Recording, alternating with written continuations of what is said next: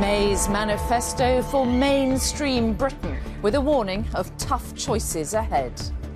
It is a vision for Britain, a portrait of the kind of country I want this nation to be after Brexit. The Prime Minister prioritised a strong economy and tackling social division, but she tore up her previous pledge not to increase tax, and she denied it was a shift from traditional conservatism. Margaret Thatcher was a Conservative, I'm a Conservative, this is a Conservative manifesto. There are big changes to the cost of social care and anger at the decision to axe free school lunches. Thatcher was the milk snatcher. Now Theresa May is taking food literally from children's mouths. I'm live in Salford, where the manifesto will be a key issue and the ITV leaders debate. Plus, more trouble for Trump. He labels a new investigation the greatest witch hunt in history.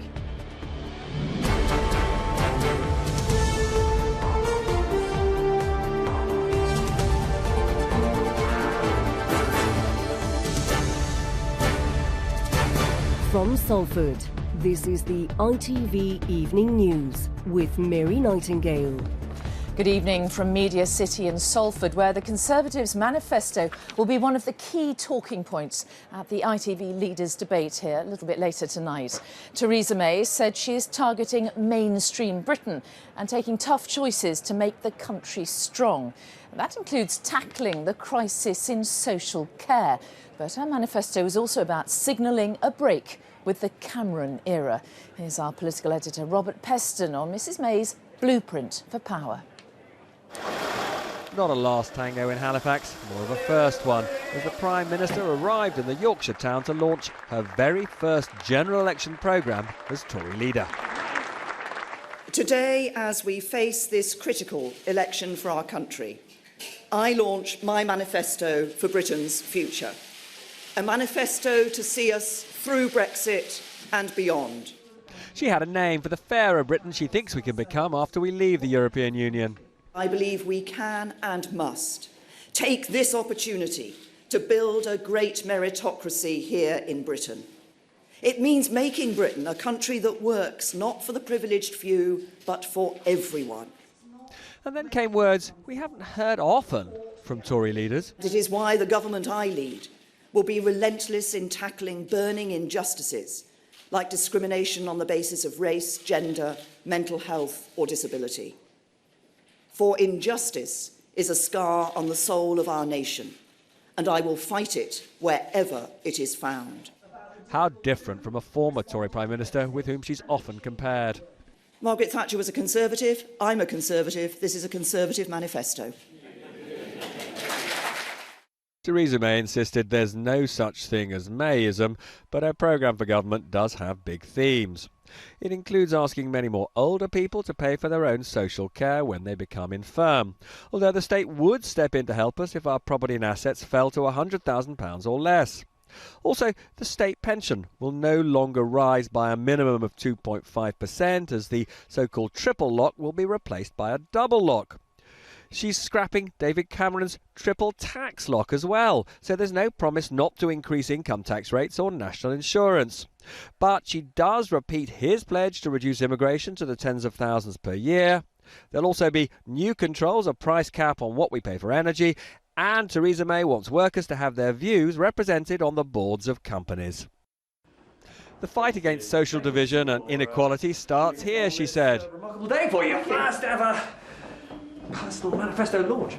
But surely that's at odds with what her government has actually been doing. As a result of your tax and benefit policies, poorer people will get poorer over the next few years. I want to see a country where prosperity is spread across the country, where we are encouraging the growth of businesses for the future to provide those jobs. We can only do that, though, if we get the Brexit negotiations right. The manifesto does repeat your party's commitment to get immigration down to the tens of thousands. Does that mean that it's your ambition to do that by 2023? We haven't set an arbitrary date for doing this because in immigration you have to be constantly working at it. There's no single thing that suddenly changes the figures in the way that you want. What is your vision for post-Brexit Britain? Well, my vision for Britain post-Brexit is a truly global Britain. And I also want to ensure that people here in this country are able to get on regardless of where they come from or which school they went to. Sounds quite New Labour. It's a good Conservative principle that actually we encourage people to aspire, that we ensure that there are opportunities there, and then it's for people to determine how hard they're willing to work. The Blue Party, perhaps a bit redder, a bit more lefty than it's been, at least in the rhetoric. Though as she found out as she left Halifax, we're a long way from being one nation. Work in progress, perhaps. Robert Peston, ITV News.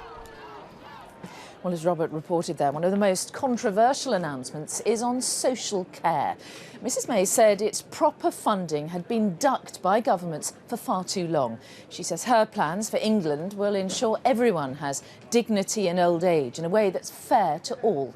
Our political correspondent Paul Brand reports. Saeed Musfi needs constant care for his Alzheimer's. Comfortable here? He doesn't have the money to pay for it, unless you count the home he's living in. And under Conservative plans, the longer he lives, the less value will be left in this house. His children may have to sell it to pay the fees. It's absolutely unfair, because what I see looking at their lives, that they were very, very hardworking people. They worked all their lives. They were going to work, paying their taxes, absolutely genuine, having a very strong work ethic. But it looks like that everything is going to be taken away. At the moment, care is only free for families like the Musfis if they have less than £23,250. The Conservatives would increase that to £100,000. But for the first time, they'd also count the value of your property if you're cared for at home. It's currently only included if you're in residential care, though nobody would have to sell their home to pay the fees until after they died. But with the average property worth £233,000, most would have to pay. It could cost the Musfis £500,000. It's trying to suck out every last penny from where they can, and it's just going to make it unfortunate for the family that survived to receive what mum and dad have worked so hard in their life to build up. 6 years ago, this economist advised the coalition government to cap care costs at £35,000. He says the Conservative plans punish those who fall ill. We need a system that allows all of us to regain some control over this potentially very big risk. And there's nothing there that does that. The proposals for social insurance schemes for a care cap, which would have limited people's exposure, have been lost. That means that people will continue to be faced with something that creates fear and anxiety. The Conservatives haven't announced their promises yet for Scotland and Wales, but under their plans in England, misfortune could cost those like Saeed Musfi not just their health, but their home. Paul Brandt, ITV News. Well, Mrs May's tough choices didn't stop with social care. Other measures in the manifesto include ending free school lunches for infants in England, replacing them with free breakfasts. That would help fund an extra £4 billion for schools by 2022. Winter fuel payments will be means tested, taking away £300 from wealthier pensioners. There was a pledge to balance the budget by 2025. The NHS will get an extra £8 billion over the next 5 years. And as she told ITV News on Monday, there'll be a free vote on bringing back fox hunting. So, a lot there for voters to think about. Our correspondent Penny Marshall went to the West Midlands to hear what matters to people there. Birmingham woke up to new Conservative promises with the potential to change lives. But will these plans to reshape Britain help to turn traditional Labour strongholds blue? Pensioners are used to Tory generosity, but this manifesto takes some things away. I think the triple lock was a good thing, and I think it's going to exasperate the gap between rich and poor. It is true to say that the winter fuel payment, for instance, should be means tested. I see no point in giving the winter fuel payment to people who don't need it. And at this retirement village, grandparents' interest wasn't just limited to their own issues. I'm very angry about removing the school meals from the children. Maggie Thatcher was the milk snatcher. Now Theresa May is taking food literally from children's mouths. All I hear is arguments which divide us. You're asking me about pensioners. You spoke about the children. We're all in the same society. This factory employs 37% non-British workers. Tax cuts here were welcome, but plans to curb immigration concern this food producer's founder and managing director. It's all about employment of the right people in the right position, irrespective of whether they are British or non-British. Here, 17 different faiths and nationalities work alongside each other. To be honest, I'm an immigrant myself. I've got 2 children that were born here, so I'm not feeling quite happy about that. There's been a sort of movement with the Brexit vote, with things where party politics to me don't really seem to be counting as much as they used to. It's more about the nationalism versus the globalism. Birmingham, like everywhere, must now absorb what's on offer from the 3 main parties. The party political choices at this election are as different as they are bold. Penny Marshall, ITV News, Birmingham. The Labour leader, Jeremy Corbyn, accused Mrs May of betraying millions of pensioners with her manifesto and of failing to lift living standards. Her pledges will be debated by other parties at tonight's ITV Leaders' Debate. But Mrs May will not be there herself, as our political correspondent Libby Vina reports. As ITV prepared to host the first big debate of this election, the opposition party leaders were digesting the Tory manifesto, and it wasn't going down well. A lurch to the left, not a bit of it, said the Labour leader. Well, she's attacking all the older people in our society. She's damaging social care in our society. This is a manifesto which will make the situation across Britain worse. We're seeing young people losing their lunches, and we're seeing old people losing their homes. This is a heartless Conservative manifesto put together by somebody, Theresa May, who would only do this because she assumes she's going to win anyway. It's the clearest sign yet that the Conservatives are taking you for granted. But what about the voters? Recent TV debates have given them a chance to challenge party leaders directly. 2 years ago, 7 were in the lineup, including the then Prime Minister, David Cameron. Now, tonight you're going to hear a lot of people claiming a lot of things. But please remember, these are the same people who claimed that if we followed our plan, unemployment would go up. But it seems some of today's politicians are more reluctant to put themselves in the spotlight. So the set is ready, final preparations underway for tonight's big election debate on ITV. All the main leaders have been invited, but the Prime Minister, Theresa May, has indicated that she'll stay away. Now it seems Jeremy Corbyn, who'd repeatedly challenged her to appear, has decided if she won't come, neither will he. A TV debate must include the Prime Minister, the leader of the Conservative Party. That would be a proper debate. I've made the offer many times since the day the election was called. But others were more than happy to take part. Are you hoping to make your mark again, First Minister? Yeah, I'm looking forward to the debate. A debate where 5 party leaders will be going head-to-head over Britain's future. Libby Vina, ITV News, Salford. Still to come on the ITV Evening News, more from Salford on reaction to the Conservative manifesto. And Donald Trump claims he's the victim of a witch hunt as a new inquiry investigates his links with Russia. Those stories and more after the break. John with them.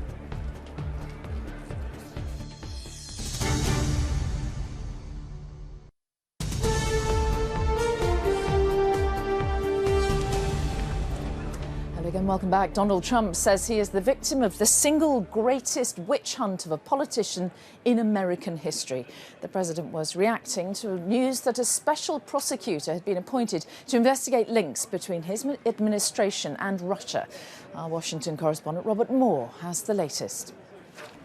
One of America's most respected figures is stepping into the centre of the Washington drama.